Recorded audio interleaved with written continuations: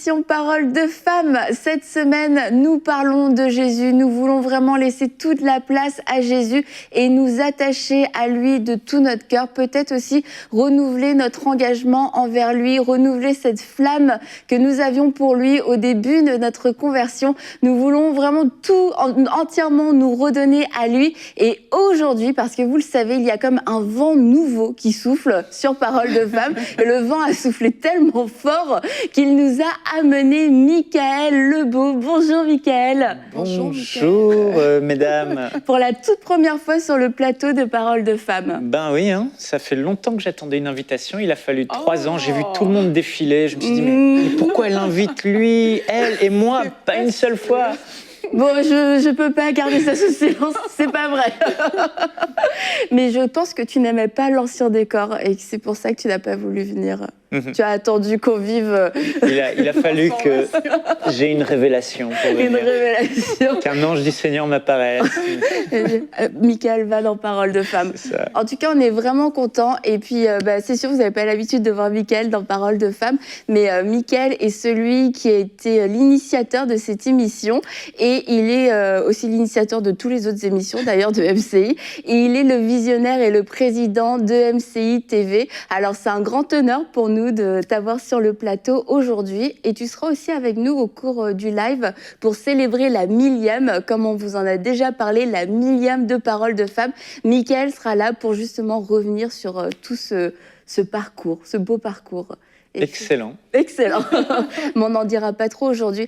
En fait, aujourd'hui, c'est ça, tu es venu pour nous partager cette révélation que tu as eue il y a quelques temps, une révélation qui t'a toi-même bouleversé. Puis à chaque fois que tu l'as partagée, ça a bouleversé, ça a amené beaucoup de changements dans la vie de beaucoup de personnes autour de toi, de Jésus, Sauveur et Seigneur. Quelque chose qui t'a frappé après plusieurs années de conversion et qui a amené un souffle nouveau.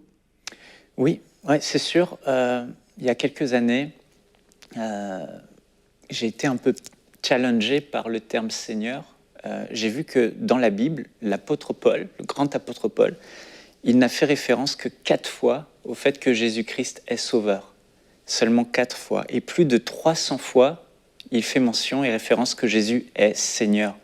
Et là, je me disais, mais il y a un malaise parce que dans les églises, et dans nos églises, et depuis ma conversion, Jésus, sauveur, sauveur, sauveur, crois en ce que Jésus a fait à la croix pour toi, il est mort, il est ressuscité. C'est Jésus le sauveur qu'on présente. On présente les bénéfices du royaume de Dieu, mais on ne présente pas les exigences du royaume de Dieu.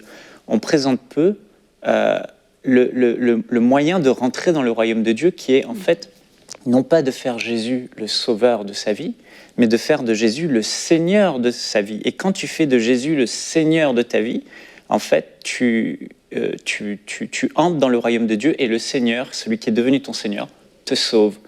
Donc en fait, quand j'ai plongé dans les Écritures, j'ai commencé à chercher dans l'Église primitive quelle était leur compréhension de ce terme Seigneur, parce qu'aujourd'hui, on ne parle plus de royaume, on parle de démocratie, de gouvernement, de pays, mais la notion de royaume, elle n'est plus là. Donc la notion de roi, de Seigneur n'est plus là. Mais à l'époque primitive, j'ai réalisé en faisant des recherches que clairement, pour les disciples, les premiers chrétiens, les croyants et les gens de l'époque, le terme Seigneur était plein de sens parce qu'en fait, il y avait des seigneurs partout. Et les seigneurs, c'était des hommes très riches qui avaient en fait des esclaves. Et l'esclave était la propriété de son seigneur. Et le mot, en fait, à l'époque en grec, c'était le mot kurios. Kurios ou kyrios, qui signifie Seigneur. Et donc, quand Jésus s'est présenté comme Seigneur, pour eux, c'était évident. Mais nous, aujourd'hui, si on ne revient pas sur ce terme, ça devient juste un nom. Seigneur, Seigneur. Et beaucoup emploient le mot Seigneur, Seigneur, sans comprendre le vrai sens de ce que signifie Seigneur. D'ailleurs, Jésus a dit, « Pourquoi m'appelez-vous Seigneur, Seigneur, et ne faites-vous pas ce que je dis ?» Ou encore, il dit... Plusieurs seront surpris en disant « Mais Seigneur, Seigneur, n'avons-nous pas chassé des démons en ton nom ?» Jésus va leur dire ouvertement « Je ne vous ai jamais connu. » Donc en fait, j'ai réalisé que Seigneur, c'est vraiment au centre de la Bible, de l'enseignement des apôtres. Et là, ça a créé une révolution. J'ai commencé à en parler à des pasteurs. J'ai dit, mais on prêche Jésus sauveur, mais en réalité, il faut présenter Jésus Seigneur et Sauveur. Parce que personne ne peut entrer dans le royaume de Dieu à moins d'avoir fait de Jésus le Seigneur de sa vie. Et Aurélie? Mais quand il parle, je pense beaucoup à la repentance, en fait. Parce que quand on dit de changer justement de vie, c'est d'accepter de se donner à ce Seigneur-là, à ce nouveau propriétaire, là où dans le passé, certainement, on était en train de vivre selon nos propres voies, selon nos propres chemins. Mais changer de vie, se repentir, c'est de dire, mais oui, je veux que toi, maintenant, aujourd'hui, tu deviennes le Seigneur de ma vie. Et quand je t'entends parler, Michael, je réalise que c'est aussi la définition au final du mot repentance, que quelquefois on n'a tout simplement pas compris, parce que si on comprend que ce changement de vie implique directement un changement de propriétaire, mais là ça va mieux nous aider à définir cette notion de Seigneur. Et tu disais qu'en fait, on présentait beaucoup Jésus comme sauveur et sans les exigences qu'exige finalement la nouvelle naissance, que c'est pas... Oui, c'est un cadeau, oui, il y a de la grâce, mais en fait, il y a vraiment cette notion d'exigence, cette notion de sacrifice et d'abandon dont quelquefois, on a peut-être peur de parler parce qu'on se dit, peut-être que les gens ils voudront moins accepter Jésus. Puis Jésus sauveur, c'est génial, c'est cool. T'as tout gagné. C'est ça. T'as la vie éternelle, ta vie était nulle, maintenant ta vie va être géniale. Et voilà, c'est tout, ça se termine là. Puis ça crée beaucoup de déceptions aussi chez les personnes. Et puis ça crée un royaume qui est faible, parce que c'est des ouvriers qui sont très faibles, qui sont très peu équipés. Oui, et c'est terrible de croire qu'en fait, tu es sauvé et d'arriver à j'appelle ce jour le jour de la grande déception. C'est quand Jésus dit que beaucoup diront « Seigneur, Seigneur », mais n'entreront pas dans le royaume de Dieu, celui-là seul qui fait la volonté de mon Père. C'est qu'à un moment donné, parce que les gens n'auront pas compris ce simple message, que pour rentrer dans le royaume de Dieu et être sauvé, il faut faire de Jésus son Seigneur, ils auront cru en Jésus Sauveur, mais pas en Jésus Seigneur. Et là, ça va être la déception. Ils vont dire, mais je pensais être sauvé. On m'a dit qu'il fallait croire que Jésus était mort à la croix et qu'il était ressuscité, et j'ai cru en lui. Et c'est terrible. Et il y aura énormément de déceptions. Certains même vont dire, mais Seigneur, Seigneur, n'avons-nous pas prophétisé en ton nom? N'avons-nous pas chassé des démons en ton nom? Et Jésus va dire, je ne vous connais pas. En fait, l'Église est malheureusement remplie de personnes qui n'ont pas eu la révélation que pour entrer dans le royaume de Dieu, il faut faire de Jésus son Seigneur. Il y a quelques jours, la semaine passée, j'étais à l'extérieur et j'ai croisé un ancien chrétien, un chrétien, qui fréquentait l'église et il la fréquentait plus depuis 2 ans. Et il m'a dit que ça lui manquait et on a un peu parlé de son salut et il disait moi de toute façon je suis sauvé. Il vit dans la débauche, il fait n'importe quoi de sa vie, il est fier de le dire, mais il dit mais de toute façon moi je suis sauvé. J'ai dit pourquoi tu dis ça? Il m'a dit parce qu'à l'église on m'a toujours enseigné qu'il faut que je croie en Jésus et je crois en Jésus, je crois qu'il est mort à la croix, je crois qu'il est ressuscité. Et là je me suis dit mais il n'a pas compris. Le fondement de sa foi, c'est Jésus sauveur. Mais Jésus sauveur ne sauvera jamais personne. Même les démons croient que Jésus est le sauveur du monde et ils tremblent. Mais il faut une repentance. Il faut qu'à un moment donné, tu capitules. Je vais juste vous lire quelques versets, ça va parler. L'apôtre Paul dit, donc lui,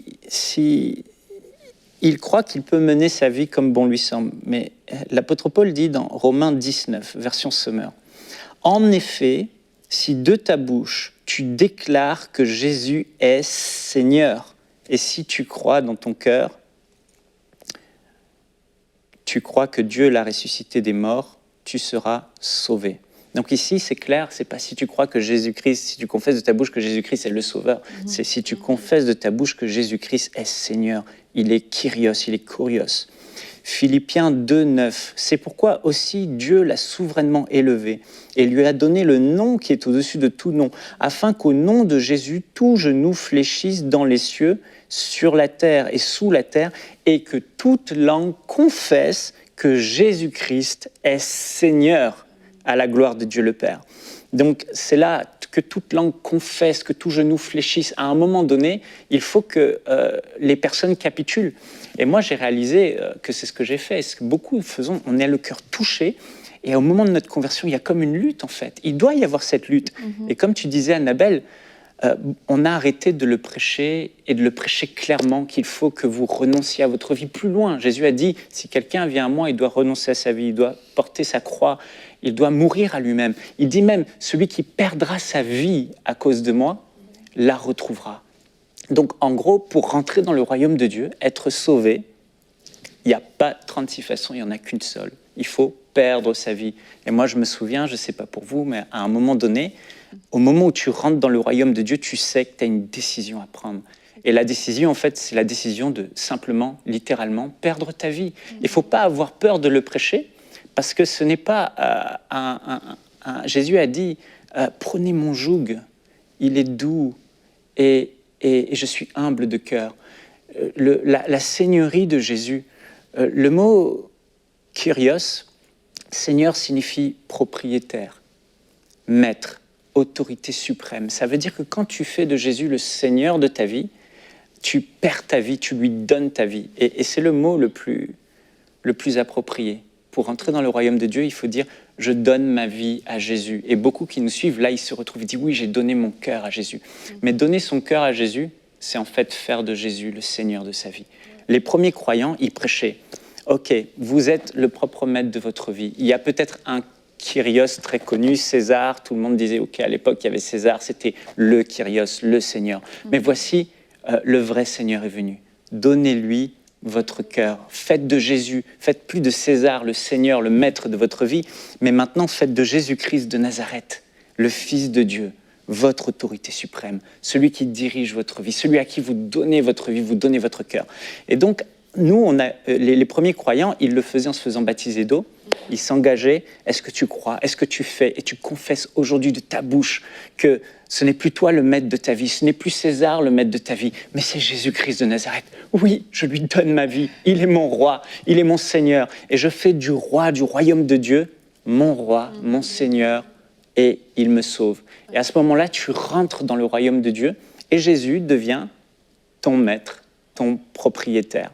Et c'est ce qui s'est passé pour moi à ma nouvelle naissance. J'ai eu une lutte intérieure parce que je savais que je devais arrêter de mener la vie comme je voulais. Et j'étais face à Jésus-Christ et que je devais mener maintenant une vie comme Jésus voulait. Donc à un moment donné, soit je continuais dans mes voies mauvaises et je restais dans le royaume des ténèbres avec pour seul chef moi et le diable, même sans que je le sache, ou je décidais de changer de propriétaire et de faire de Jésus-Christ mon Seigneur. Et ce jour-là, j'ai pris cette décision. Ça a été une lutte terrible, mais boum, je suis entré dans le royaume de Dieu, je suis né de nouveau. Lorsque Jésus, je lui ai donné mon cœur. Alors, c'est ça, c'est peut-être mettre des mots sur des expériences que les gens ont vécues ou pas vécues. Ou pas vécues. Mais il faut donner toute sa vie à Jésus-Christ. Si tu retiens quelque chose, tu ne peux pas entrer dans le royaume de Dieu. Tu ne peux pas naître de nouveau. Il faut vraiment s'abandonner. Et après, si on a le temps, je partagerai en fait cette histoire de le jeune homme riche. Tu peux rester toute la semaine, Michael, si tu veux. C'est ça. Mais quand, Michael, tu parles, il y a deux choses qui m'ont beaucoup interpellée dans ce que tu as dit. Et il y a cette partie-là où tu as parlé des chrétiens qui venaient vraiment, ils déclaraient en fait que Jésus, c'est le roi, c'est le Seigneur de leur vie. Et en fait, aujourd'hui, j'ai l'impression que nos déclarations sont tellement légères parce qu'on ne pèse pas toute la mesure, justement, du mot Seigneur. C'est ça, c'est juste qu'on dit, OK, je donne ma vie à Jésus, tu es mon Seigneur, tu es mon Sauveur. Mais les gens ne savent même pas ce que le mot Seigneur signifie. Si tu demandes à quelqu'un, oui, Jésus, tu l'as accepté comme Sauveur, même Sauveur, ça signifie quoi? Il y a peu de gens qui peuvent vraiment te dire ce que ça signifie. Seigneur, ça signifie quoi? En fait, on ne le sait pas. Donc, nos mots sont devenus tellement légers, en fait, alors qu'à l'époque des premiers chrétiens, ça avait un sens tellement fort et tellement lourd. C'est pour ça que ça a créé une révolution, d'ailleurs. C'était évident, en fait. Ils n'avaient pas besoin de l'expliquer. C'est pour ça que la Bible ne l'explique pas, parce que c'était évident, c'est un terme évident. Il y avait des seigneurs, c'était des hommes riches, ils avaient des esclaves. D'ailleurs, quand j'ai fait mes recherches, les esclaves, quand ils écrivaient une lettre, ils commençaient toujours leur lettre par « admettons que je sois esclave de Titus, qui est mon maître, admettons. Voilà, j'aurais écrit Michael, esclave de Titus. Et c'est comme ça qu'ils commençaient leur lettre, parce qu'ils ne s'appartenaient plus. Toute leur vie appartenait à un homme qui était leur Seigneur. Et l'apôtre Paul, quand on lit ses lettres, il était dans cette même logique. Il disait Paul, esclave de Jésus-Christ. C'était logique pour eux.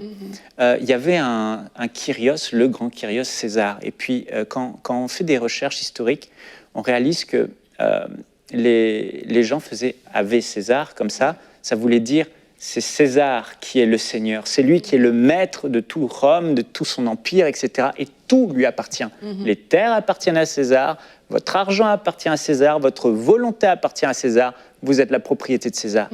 Et c'était comme ça que César a instauré son royaume, et tout le monde savait ça.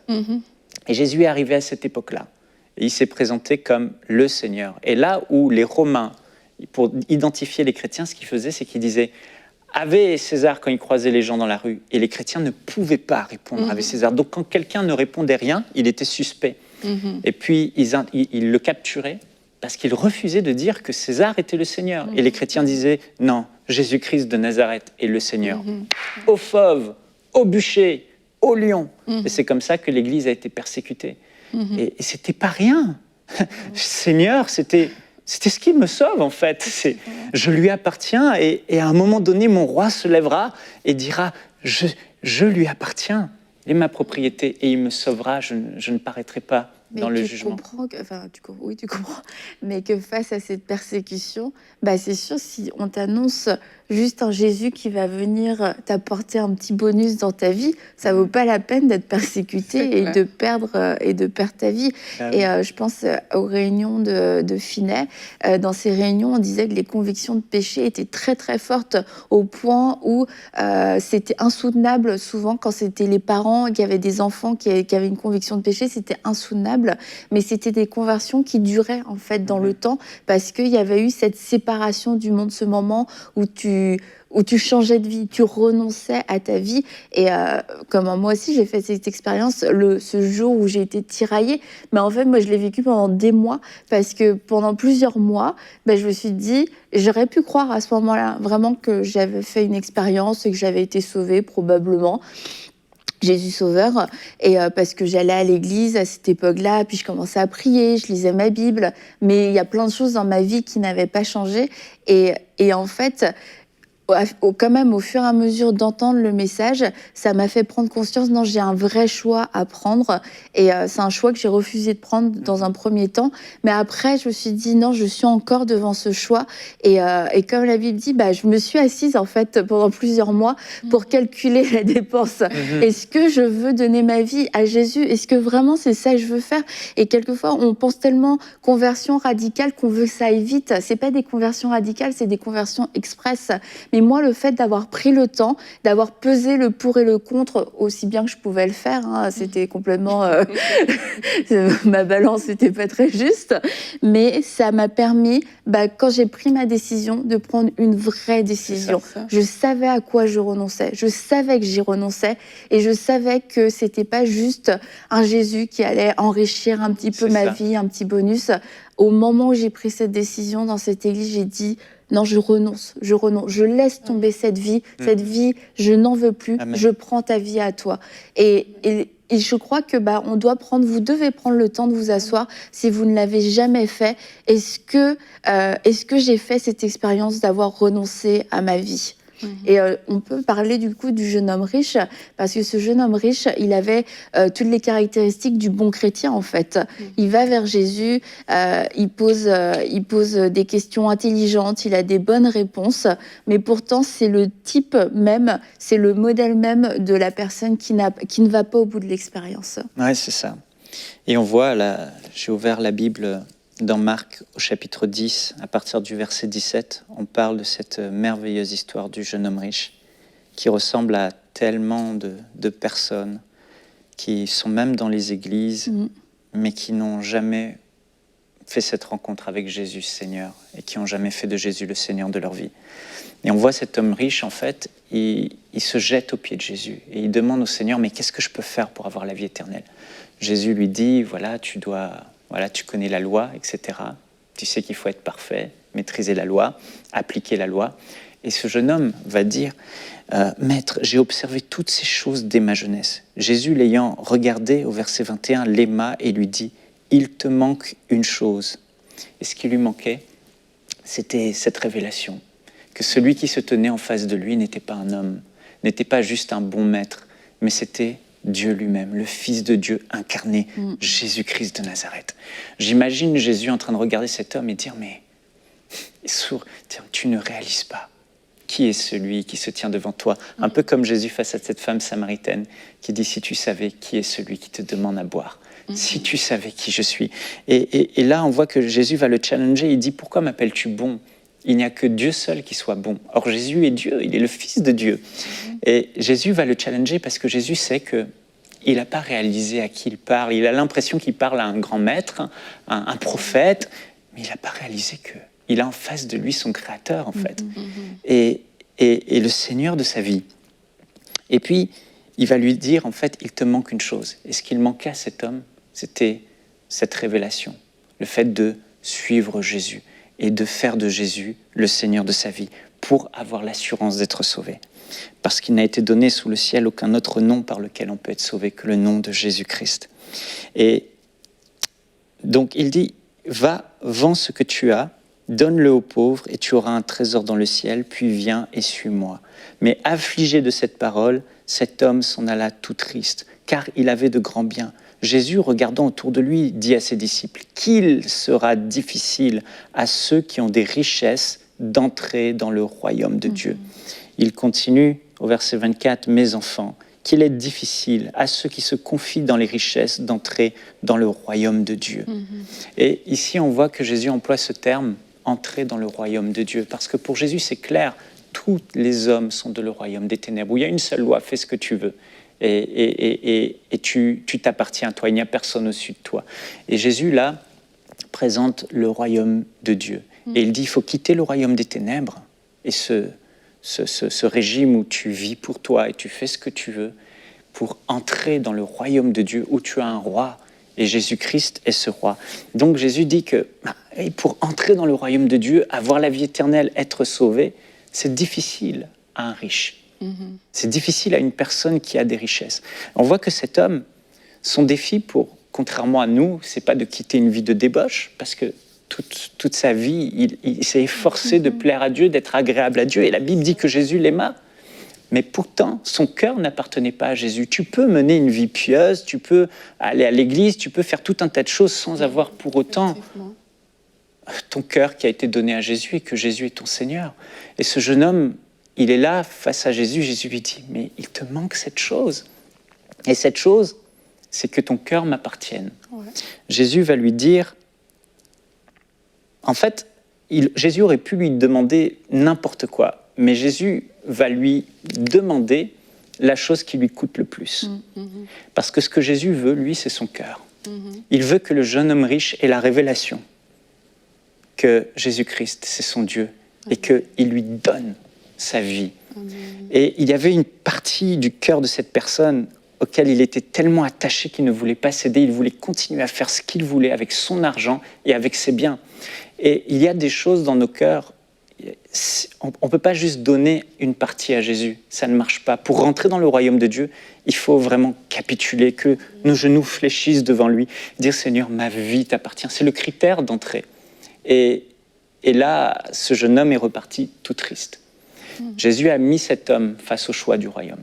Et le choix du royaume, le choix pour entrer dans le royaume de Dieu, ça a été quoi ? Ça a été un simple ordre. Parce qu'en fait, Jésus va voir si on est prêt pour le royaume de Dieu, c'est ça, à la manière de comment on va réagir face à ce qu'il va nous demander. Si notre cœur est prêt à entrer dans le royaume de Dieu, ça veut dire que quoi que ce soit que Jésus-Christ, le Seigneur, notre Dieu, nous demandera, on le fera. Donc Jésus nous met face à sa parole. Et comment un cœur réagit face à sa parole déterminera si on est prêt ou pas. Jésus a dit à Matthieu, qui était riche, percepteur d'impôts, il était sur ses tables, « Suis-moi ». Matthieu a tout lâché et a couru et a suivi Jésus.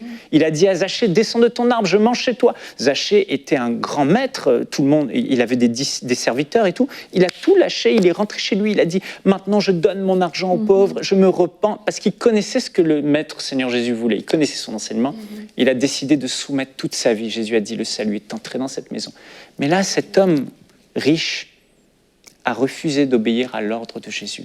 Alors toi, Annabelle, ça aurait pu être laisse ce garçon-là et cette relation-là auquel tu tenais à l'époque, où tu voulais peut-être pas abandonner. Bon, c'est peut-être pas ton cas, peut-être mon cas. Toi, Aurélie, c'est peut-être le Seigneur te dit arrête tel péché. Mais là, comment on réagit face à la parole de Jésus? Et Jésus a dit que il sera, si on l'aime et si on lui appartient, si on obéit à ses commandements. Quand il envoie sa parole, comment on réagit? Et c'est la question qu'il faut se poser aujourd'hui. Est-ce que notre vie est une vie d'obéissance à ce que Jésus dit, ou quand Jésus parle, en fait, à la limite, c'est comme quelqu'un qui a parlé quelconque, ou vraiment toutes ces paroles ont du poids dans ma vie? Et Paul a dit, je finis avec ça, il a donné la définition de ce qu'est un chrétien. 2 Corinthiens 5,15. Christ est mort pour tous, afin que ceux qui vivent ne vivent plus pour eux-mêmes, mais pour celui qui est mort et ressuscité pour eux. Si on prend, comme tu disais Annabelle, la bonne décision, notre conversion n'est pas basée sur le fait que Jésus-Christ est mort à la croix, il est ressuscité, ça nous a touchés, c'est son amour, il est le Sauveur, mais qu'elle est basée sur le vrai et solide fondement. J'ai perdu ma vie et je l'ai donnée à Jésus-Christ, je vis pour lui, je lui appartiens, et je vis maintenant pour celui qui est mort et ressuscité pour moi. On reste fidèle toute notre vie, parce qu'on sait qui on est, et on sait en quoi on croit. Je crois que je ne m'appartiens plus, je lui appartiens. Amen. Est-ce que pour terminer, tu voudrais prier? Parce que je crois que le cœur de beaucoup bouillonne face à ce choix qui est devant eux aujourd'hui. Alors, peut-être que tu m'écoutes et le Saint-Esprit a parlé à ton cœur lorsque tu as écouté ces paroles. Tu t'es dit, oui, mais moi, j'ai jamais vraiment donné ma vie à Jésus-Christ. J'ai jamais perdu ma vie. J'ai toujours voulu garder certaines choses et je lui ai pas tout abandonné. Aujourd'hui, on est devant Jésus-Christ. Il est ressuscité, il est vivant et il frappe à la porte de ton cœur.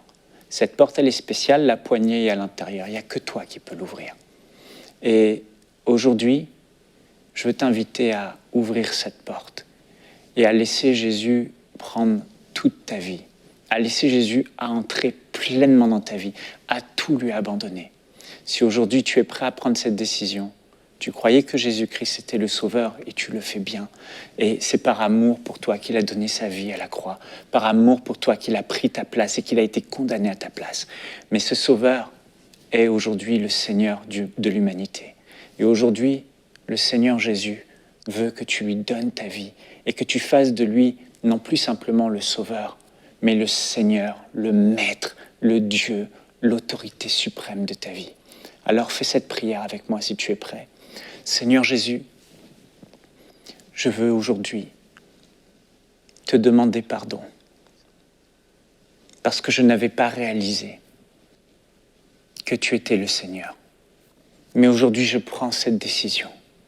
Je fléchis les genoux, je capitule et je te donne toute ma vie.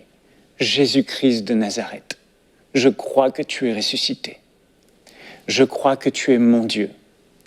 Et je fais de toi aujourd'hui le Maître, le Seigneur, le Kyrios de ma vie. Tu es mon Dieu et je te donne tout, je t'abandonne tout.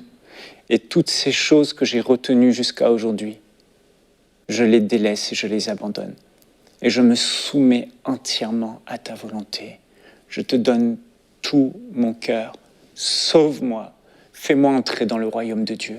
Aujourd'hui, je ne m'appartiens plus. Aujourd'hui, je n'appartiens plus au diable, mais aujourd'hui, je t'appartiens à toi et à toi seul, Jésus-Christ. Merci Seigneur, je te confesse comme mon Seigneur et mon Sauveur. Amen. Amen.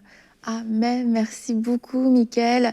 Et si vous avez fait cette prière, je vous encourage à pouvoir vous nourrir, à pouvoir méditer, passer du temps dans la parole. Vous pouvez aussi nous écrire à paroledefemme@emcitv.com ou à témoignage@emcitv.com pour nous dire si vous, aujourd'hui, c'est le jour où vous avez donné entièrement votre vie à Jésus, et nous pourrons nous réjouir ensemble. Alors on se dit à demain pour une prochaine émission de Paroles de Femmes.